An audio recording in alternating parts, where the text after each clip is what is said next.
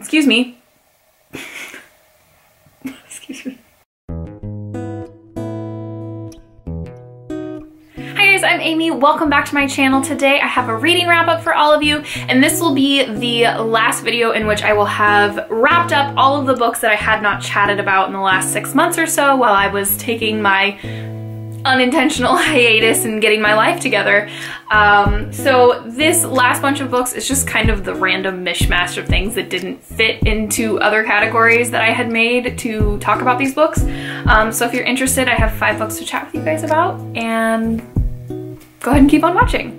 The first book that I'm going to chat about is a book that I already mentioned in my middle grade book tag video that I did, and that book was Smile by Raina Telgemeier. This is a graphic memoir about when Raina was a preteen and tripped and severely injured her mouth and her front teeth, and that resulted in her having braces and a lot of different medical procedures done on her mouth that involved a lot of hardware and that type of thing. And this is about her just dealing with that and the embarrassment that she had and not feeling like she fit in.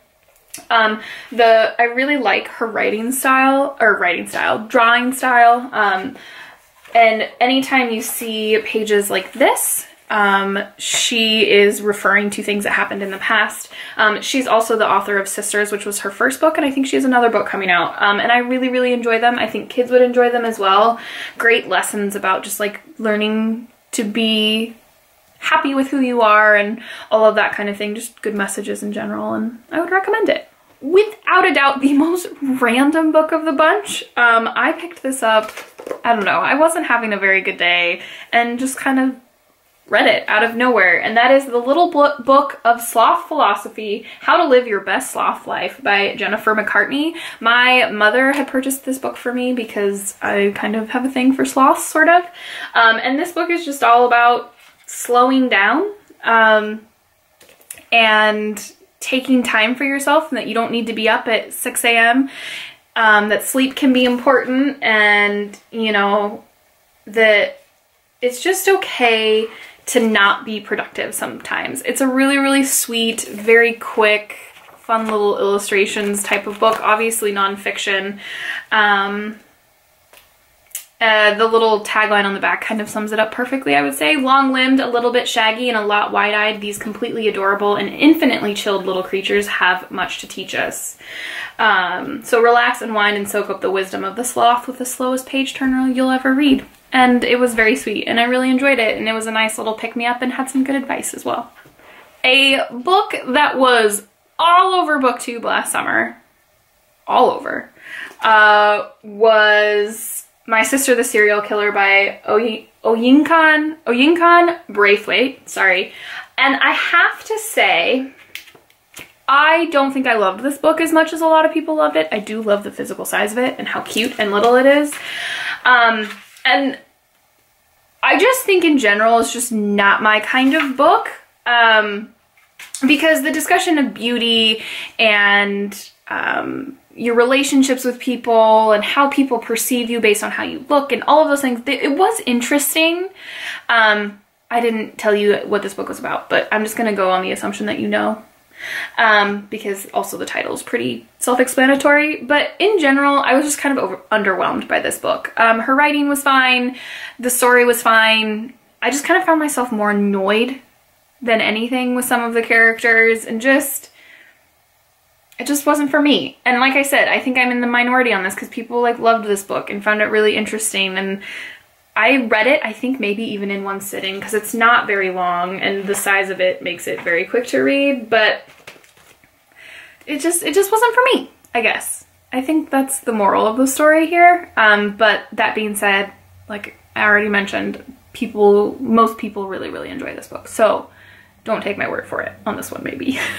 The next book that I have to chat about is a book that I actually read for the reading rush last year, which I think happens in July.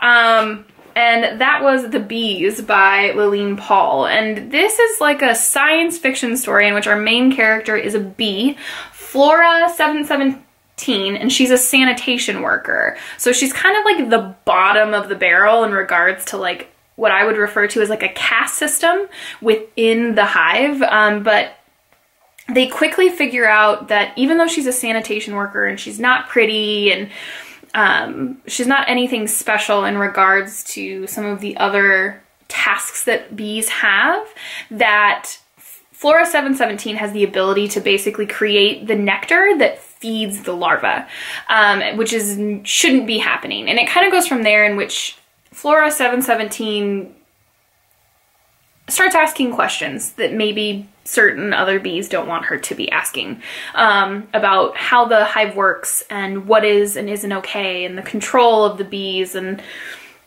that kind of situation. I would say it's kind of like, it reads like a dystopian in that way. In general, I didn't love reading this book. It was definitely interesting. I just found it kind of odd. I think that the themes would make for a very interesting discussion, all the things that I just mentioned. But in general, like I said, it wasn't my favorite. I think I listened to a good chunk of it on audiobook, and that could also be part of the problem because I'm not a huge audiobook listener. That's not really my thing, but I was trying to get through it fairly quickly, I think, so I was listening to it a lot. But yeah, it was intriguing.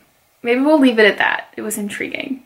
The last book I'm going to chat with you guys about is another book that I don't remember a whole lot about reading, but I do remember that I really liked it, if that makes sense. And it's a short story collection, which I think explains that to some degree, and that was Junpo Lahiri's Interpreter of Maladies. This, of course, won the Pulitzer Prize. Her writing is stunning, and her ability to create a character in a very short amount of time is really impressive, and I just remember really, really enjoying it. I don't remember any stories in particular, but in general, I think I found most of the stories really good, which is not normally the case with me and short story collections. I just kind of picked this up to see if I would be interested in reading other books by her, and I think the answer to that was most definitely. I think I have at least one or two of her other books on my shelves, but I had a really positive experience with this, and I feel like I can recommend it if you're a short story reader, just not with as much detail that I normally would, because it's been a while since I read this. I think I also read this for, yeah, I think I read this for the reading rush as well, so July of last year. But yeah, beautiful writing. I do remember that. All right, guys, there you have it. There are all of the books wrapped up that I had read in the last 6 months or so, since not putting videos on YouTube.